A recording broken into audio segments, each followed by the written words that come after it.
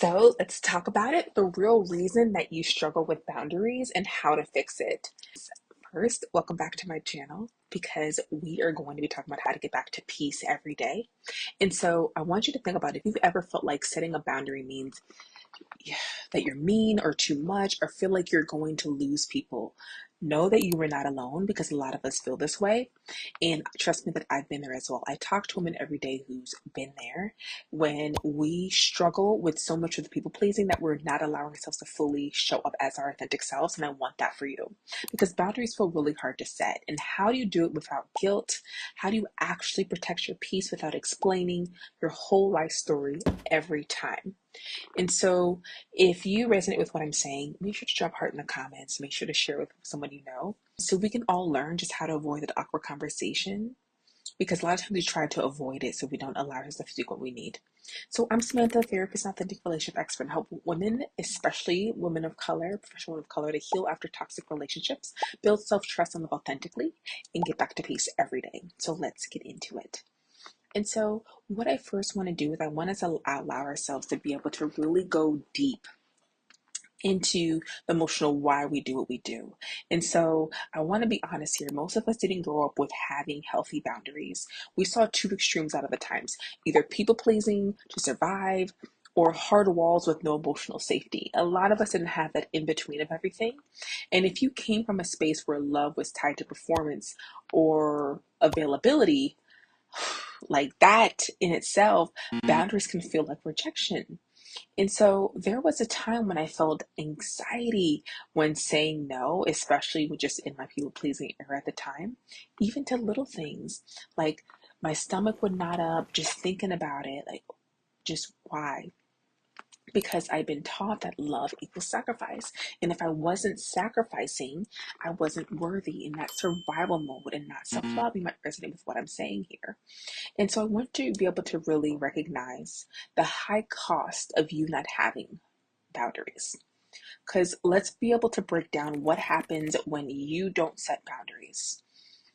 Emotional exhaustion. You might find yourself feeling like you always have to over explain how you're feeling. Resentment, but you feel bad for feeling about it, feel bad for feeling it, saying yes then dreading it, people expecting access to you 24/7, and understand that lack of boundaries leads to burnout constantly. And as something to tell myself consistently, because it leads to relationships where people take because you train them to.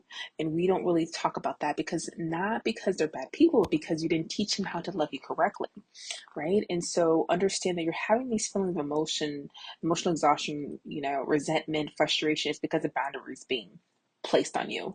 So I want you to think of one time you said yes and instantly regretted it. I want you to think about what would it have felt if you said no, and I want you to say like that's your power spot, and no can feel really uncomfortable a lot of the times, and so that's why a lot of us do not do it. And so here are some of the real signs that you do struggle with boundaries. A lot of times you might overthink your text before you say no. You feel anxious after setting a boundary, right? And we tend to do, especially just getting over the people pleasing as well. A lot of times we might ruminate and replay conversations in our head. You apologize for having needs a lot of the times or feel like you're being too needy or act like you're minimizing needs.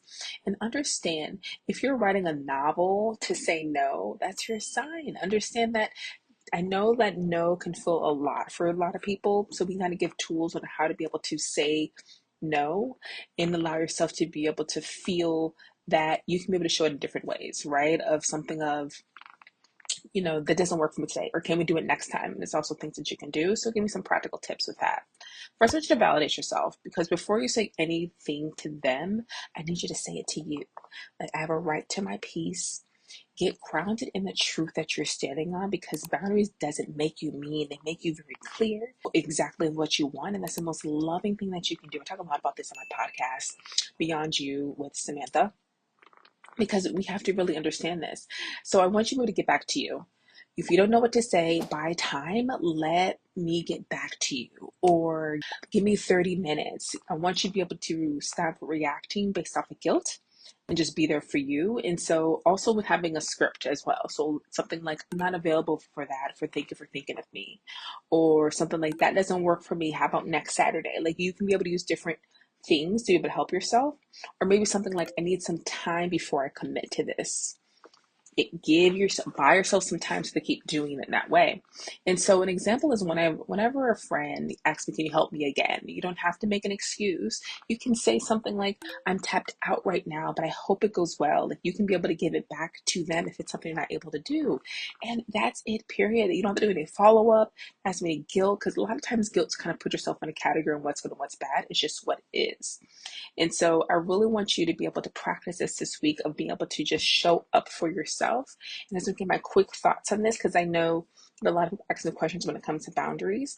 And I'll talk a lot about the podcast. So if you have questions, I'll let you know. But boundaries are not walls. The most loving thing you do in relationships, because you would a boundary, let people know how to be able to be there for you. So understand that wasn't a loss, it was your clarity. You're not here for managing people's comfort. You're here to be able to fully be you and honor your truth and what you need for yourself. So I want you to be able to comment the boundary you're setting this week. I'm reading every single one. So subscribe if you're ready for more real talk like this. Next week, we're breaking down self-sabotage.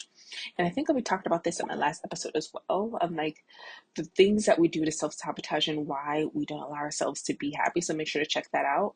And if you want more just access, you can join us in the Beyond You Collective, but know that we're going to be right here with you through this process. If you have any questions on what you want to see, make sure to let me know. But I'm excited to what you're doing just for yourself.